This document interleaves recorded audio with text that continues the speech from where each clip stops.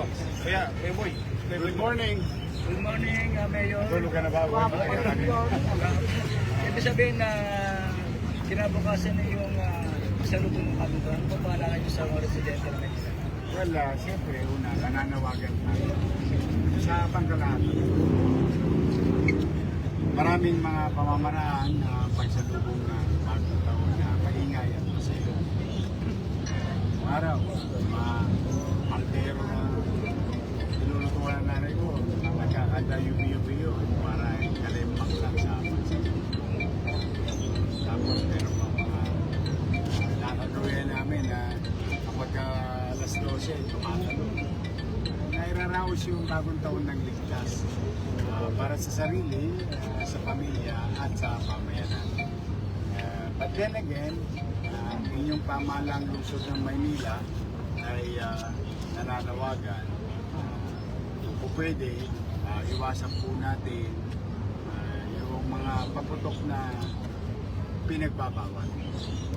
Dahil mag-iikot ho ang Manila Police District at yung mga itinitignan na hindi po pwede, hindi kinikilala ng pamahalaan o pinapayagan ay kukumpiskahin at baka magkaroon pa ng nagari mo bagong taon, asunto inaabot.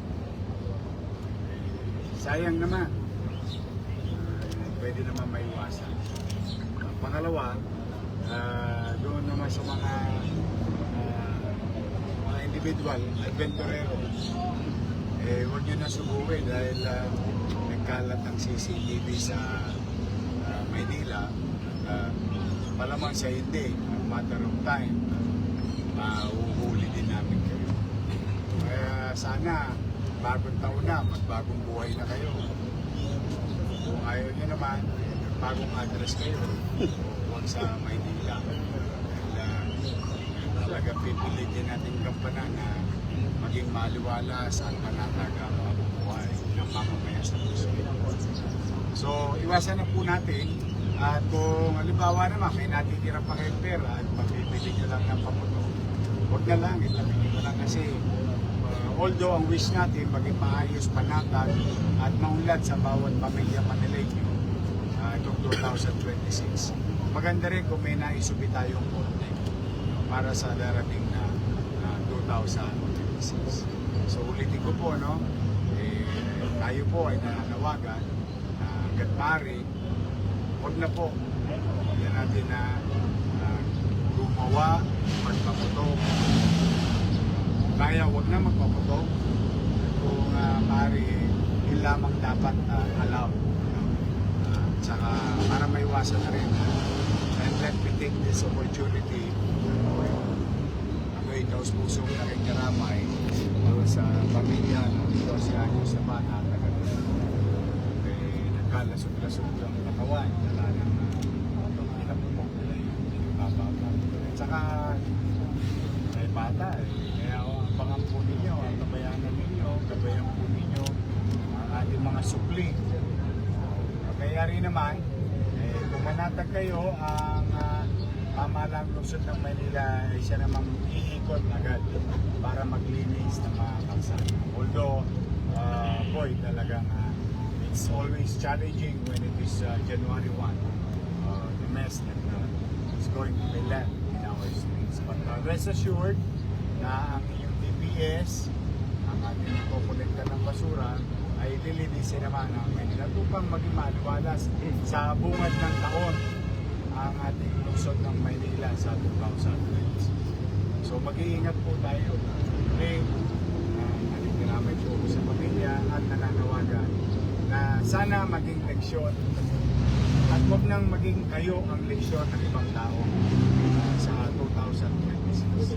Mas ligtas, masaya at maingay na pagsalubong at importante, sama-sama ang buong pamilya, buo, malusog.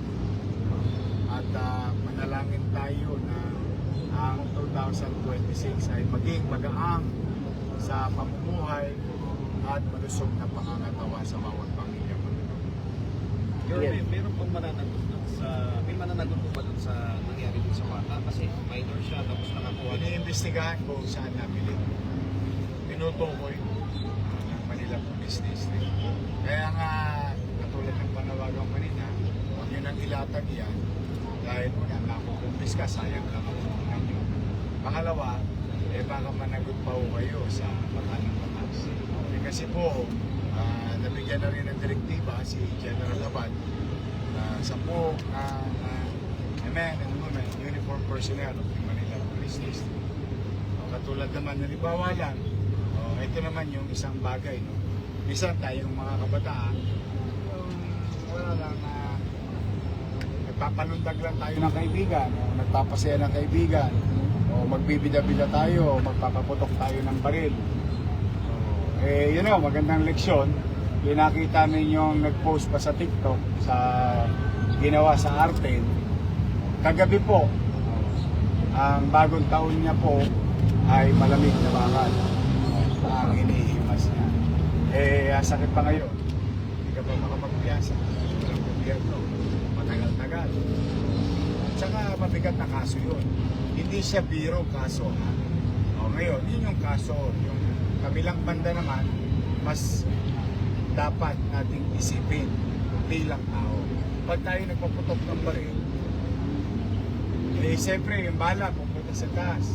Wala na mapupunta sa ibabaw yung kundi pababa. Baka naman yung makadiskrasya pa tayo. Historically, alam natin na minsan may nakakapanghinayang na buhay na pariwara ng walang kabagay-bagay. So, itabi nyo na yan. You know, mahirap po.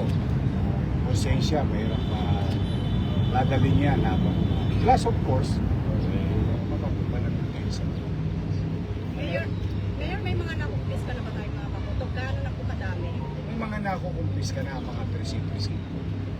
Meron din kayo makikita mga binibenta na what you call rehistrado. No, katanggap-tanggap naman sa mga aliton. Pero yun nga, uli ang panawagan ko, huwag magbebenta ng mga bagay na hindi pinapayagan. Ano na lang mayor ng fireworks? Maraming fireworks. Ang Maynila ngayon, pagpaumanin ninyo ako, talaga, hinihingi ko po ng patawad. Wala po muna tayong kinasta sa paputok na yun. Talagang inuuna ko muna kayo at pinagpapasalamat ko sa Panginoon Diyos. Yung natipid natin sa parol, 14 million, naibigay natin sa mga mag-aaral ng pamantasan lungsod ng Maynila. Kung tayo'y magpapaputok, kadalasan as a fireworks show, no? Gagastos tayo dyan, pinakamahina, 5 milyon. Minabuti ko munang yung tug ko, yung 2 palot ko. Puputok naman. Pagpasensya na ako. Siguro naman pag nakaluwag-luwag na tayo, saka na lang tayo magpapabigay ng fireworks show. No? But for the meantime, wala. But ang Binondo, for that matter, on December 31 and New Year, Chinese New Year, will always have a fireworks show, no? On their own. Ayun, muna tayo doon. Makichismis muna tayo. Tingin ko naman, pareho rin naman ang intensyon. Maging masaya at maingay ang pagsalubong sa bago. For the meantime, hinihingi ko na ng paumanin. Hindi po muna tayo gumastos para sa mga paputok. Bibili na lang po ako ng gamot. Baka mamaya kasi tumagsana naman ang ating ospital. At again, bilang karagdagan sa sagot sa tanong ninyo, ang ating mga ospital ay naka-alerto. At ang ating mga doktor, kanina nga, about 4 a.m., I visited one hospital randomly asked if we are prepared. But on top of that, the Bureau of Fire, the EMS of MDRRMO will be helping our city health facility to accommodate possible victims. So baka dumagsa, may ginang handa.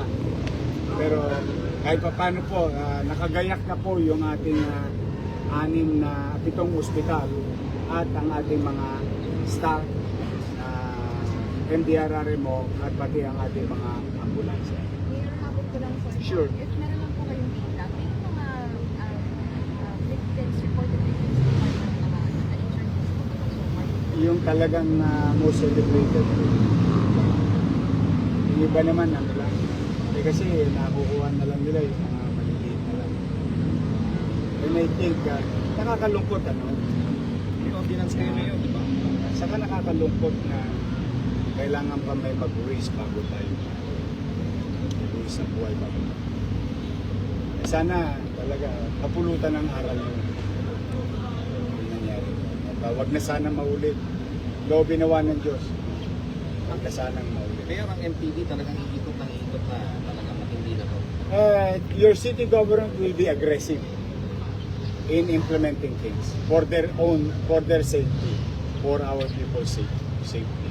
Mayor, last question. Ano po yung naitulong na ng Manila LGU dun sa bata na nakutukan? MDSW, tumulong naman tayo. Nag-abiso naman ako kay Director. Hindi kakailanganin pa, tutulong pa rin. Saka, ano pa rin naman, tutuloy-tuloy pa rin naman. Kahit holiday, I'll be around. I'll be monitoring. Thank you. Mag-ingat kayo ha. Lalo na kayo sa media.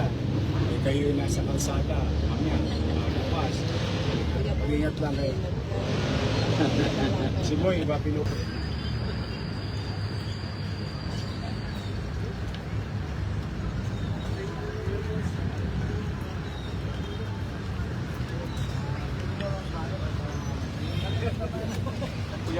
Magandang araw po sa lahat.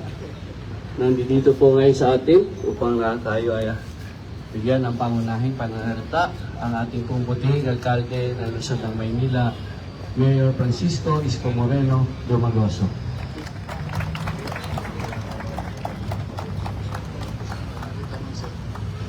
Hi, good morning to everyone. Happy New Year! Pasensya na kayo, balagong na naman kayo. Talagang ganun, wala naman ibang aasahan ng tao kundi ang pamahalaan, no? Tayo'y bahagi ng pamahalaan. Madalas mas kasama natin ang tao kaysa ang pamilya natin, lalo na sa mga ganitong okasyon. So, umaasa sa atin ang taong bayan. But then again, we need to do what we have to do. Konting sakripisyo lang dahil bagamat hinanda ko na yung sa ospital at gusto ko makatulong din kayo sa ating mga medical frontliners sa ospital. Naka-ready naman na sila, pero malaking bagay ko matutulungan nyo rin sila. At natutuwa naman ako, palakpakan natin si Direktor. Naka-set up na yung ibang pagpupunta natin. Kasama pa natin dito ating mga tropa. So, tulong-tulong lang at mag-ingat kayo dahil siyempre I hope walang lalabag sa batas katulad yung isang binatilyo ng isang gabi. Nagpaputok ng baril. Ayun, nakulong na kagabi. Nahuli na natin kagabi yun. Yan nagpaputok ng baril. Nadali siya kagabi.